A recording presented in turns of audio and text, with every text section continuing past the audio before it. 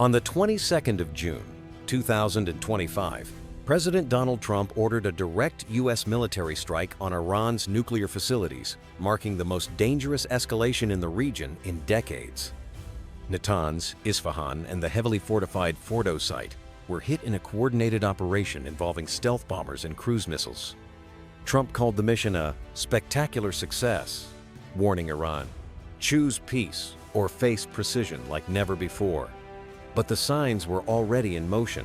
On the 16th of June, an unprecedented U.S. military airlift began. 32 tanker aircraft launched east toward Europe, prepping to support over 200 combat jets. At the same time, the USS Nimitz canceled its port call in Vietnam, rerouting to the Middle East. 3 days earlier, Israel had lit the fuse. On the 13th of June, Operation Rising Lion targeted Iranian nuclear and military sites. Iran responded with missiles over Tel Aviv. Now, the world watches. Israel cheers. Iran threatens retaliation. The UN warns of a global catastrophe. U.S. lawmakers debate the legality of Trump's strike without congressional approval. The tankers are flying. The carriers are moving. The skies grow darker. The drums of war are beating louder. Will America go to war with Iran? For decades, tensions between Iran and the West, particularly the United States and Israel, simmered beneath the surface. Diplomatic efforts repeatedly failed as Iran continued to pursue its controversial nuclear program, claiming it was solely for peaceful purposes. However, international intelligence agencies consistently pointed toward Iran's potential capability and intent to develop nuclear weapons.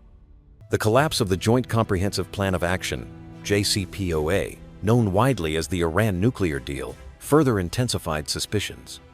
Israel, perceiving a nuclear-armed Iran as an existential threat, resolved to take matters into its own hands.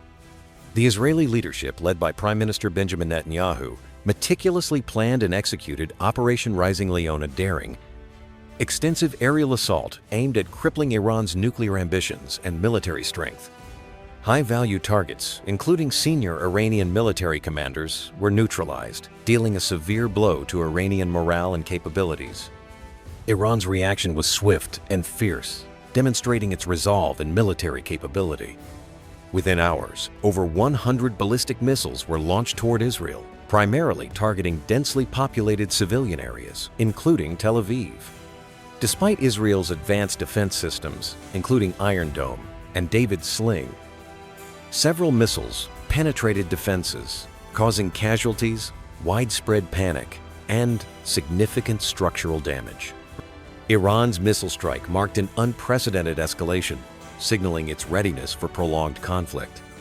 Iranian state media proudly broadcast the retaliatory strikes, declaring them an act of justified resistance against Israeli aggression. Far from the immediate battlefield, the United States closely monitored the rapidly unfolding crisis. President Donald Trump's administration swiftly mobilized military assets, repositioning the USS Nimitz carrier strike group toward the Middle East. Additionally, aerial refueling tankers and stealth bombers were deployed to strategic positions, enhancing America's operational readiness. Trump's stern public statements sent an unambiguous warning. Further aggression from Iran affecting American lives or interests would provoke severe repercussions. Behind the scenes, military analysts recognized these moves. As more than mere posturing, they were calculated, preparations for potential involvement in active combat. Amidst the intensifying military exchanges, global diplomatic efforts accelerated dramatically. European leaders, particularly from the United Kingdom, France, and Germany, initiated emergency diplomatic missions aimed at de-escalation and renewed negotiations. Meanwhile, Russia explicitly warned against U.S. military intervention, highlighting the grave risks of igniting a regional or even global conflict. China, advocating for restraint and dialogue, firmly opposed unilateral military actions.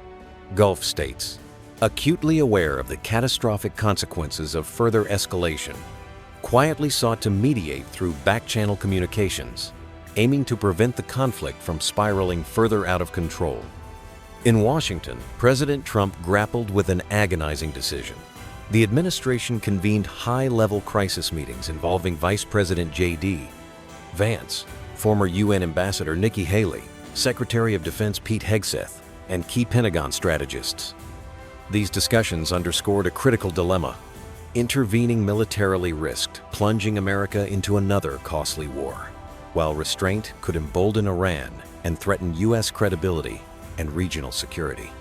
Trump's advisors vigorously debated, ultimately establishing two clear red lines. Iran must never possess nuclear weapons, and any direct harm to American citizens would necessitate military action. As tensions soared, the broader region faced increasing instability. Hezbollah, Iran's powerful ally in Lebanon, publicly pledged full support, raising fears of opening a new front against Israel. Gulf states anxiously monitored radiation levels due to potential damage to Iranian nuclear sites.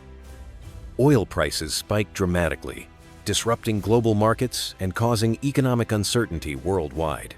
Critical maritime routes like the Strait of Hormuz became vulnerable, raising the risk of a global energy crisis. These dynamics underscored the immense risks and unpredictable consequences of continued escalation. International defense analysts and think tanks provided alarming insights into the escalating crisis. Justin Bronk, a prominent defense analyst, emphasized that U.S. military deployments indicated readiness for high-intensity combat operations. Former defense officials described America's approach as strategic ambiguity, aiming to intimidate Iran back to the negotiating table without explicit threats. Nonetheless, each military movement, each fiery rhetoric, narrowed opportunities for peaceful resolution and increased the likelihood of unintended escalation. Facing immense domestic and international pressure, President Trump announced a 2-week timeline to decide on potential U.S. military intervention. In a nationally televised address, Trump highlighted extensive diplomatic efforts, stressing that Iran had repeatedly refused peaceful resolutions. The stakes for this decision were clear. Direct U.S. military involvement could reshape the geopolitical landscape dramatically, risking further conflict yet potentially eliminating a long-standing security threat. So, will America go to war with Iran? As the global community anxiously awaits America's critical decision, the future of regional stability and international order hangs precariously in the balance. The outcome of this crisis may redefine global power dynamics, influence diplomatic relations for decades, and shape the geopolitical landscape profoundly. Stay tuned for ongoing coverage. Subscribe and follow to stay informed on this rapidly evolving story. The stakes have never been higher.